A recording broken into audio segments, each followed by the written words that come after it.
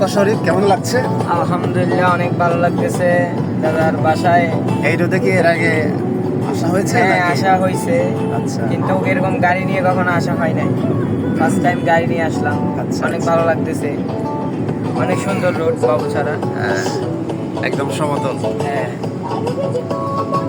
আমরা এই পর্যায়ে পৌঁছালাম দিঘির পার, বরাদম দিঘির পার, যেটাকে এই দিঘিটাকে কেন্দ্র করে হচ্ছে দিঘি, যার এটা তো নাম সামনের দিঘি নালা। ক্যামেরা, পিছের ক্যামেরা না। বড় করে দিতাম।